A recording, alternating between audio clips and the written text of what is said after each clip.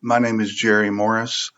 Um, Tonight's video is an update on two missing persons cases, Jayme Closs in Wisconsin and uh,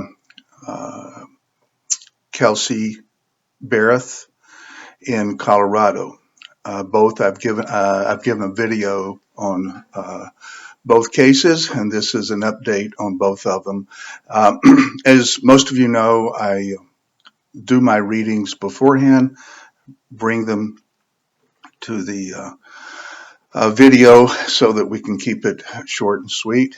And I do want to say I really appreciate the comments and questions that have been sent in. They keep this alive, they keep me motivated, and I, uh, I do believe in community. I think if we continue to do this, the law enforcement, they do look at these. Maybe it will help them expand their horizons a little bit as far as how they approach solving it. But I do think we can help. First question, it's going to be on Jayme Closs. So many people have asked about Jayme's involvement in the deaths of her parents and her disappearance. And I will say, I think she's still an innocent. Um, she was flattered by the murderer who wanted to date her.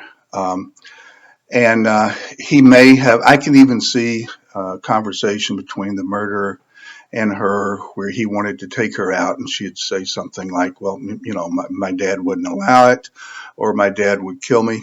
And so I really can't do it. So in this person's mind, the dad was the culprit and someone that had to be gotten rid of. So Jayme, yes, was flattered, but she in no way envisioned or um, encouraged any harm to her parents.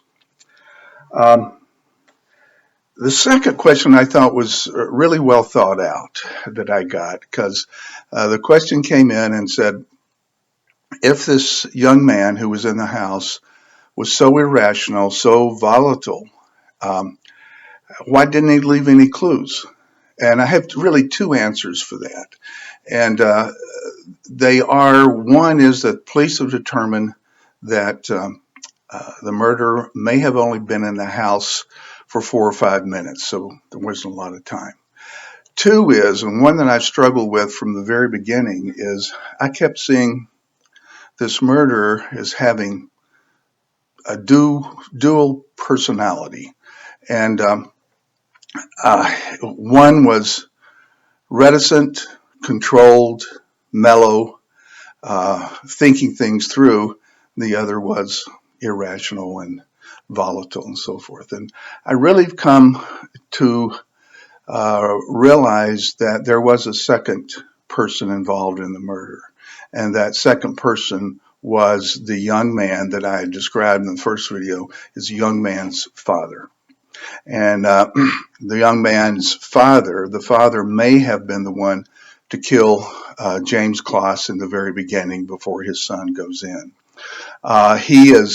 The father is, like I say, he's stable, has had a long-term job.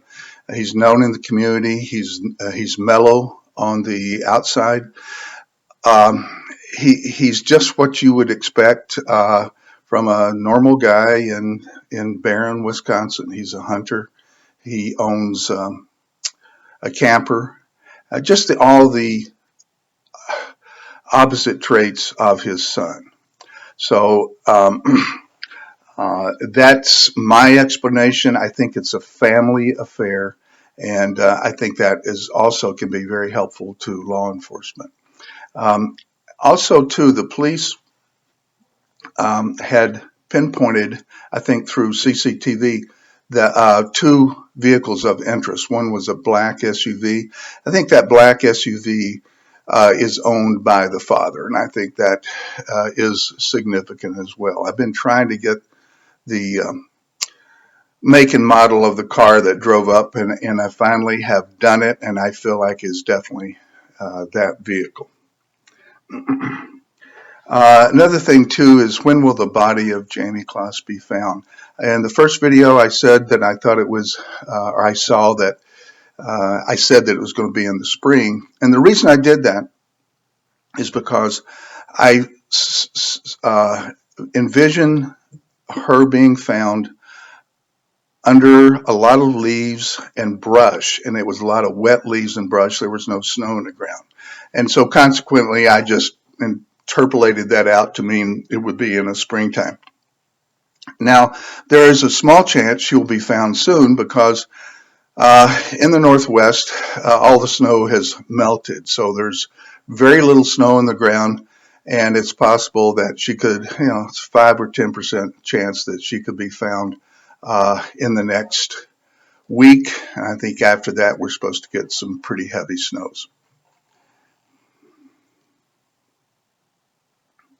So I think with this, with these facts and with everybody involved, and with it being such a small town, I'm a little bit frustrated they haven't made an arrest yet. I do feel like they're onto something. I just think maybe they're trying to gather clues, and it's, like I say, a little bit frustrating.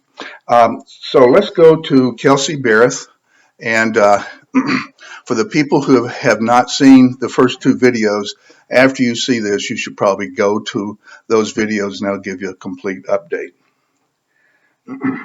One thing I failed to mention in the video on Kelsey Berreth in Colorado is that her, quote, fiance and their relationship had soured long ago, like even before the baby was born. So to call him a fiance is a misnomer. They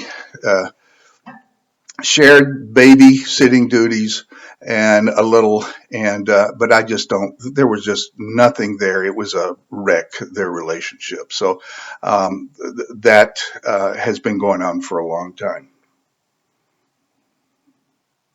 The cops are doing a lot of searching around Patrick's, who is the fiance, property.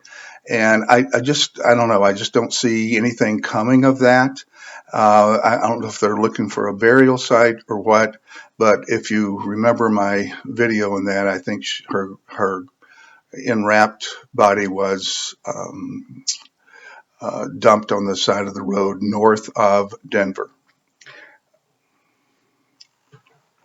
I think Kelsey was asphyxiated in her home, then wrapped up and put into the vehicle that took her north. It could have been both Patrick and his cohort, or it could have been just Patrick, but I think she was definitely killed in her home. And another thing that I see very clearly is the partner of Patrick's who took the body north along the highway and dumped it. I do see him staying at a motel. I do think he is from Florida, although he has connections in Colorado.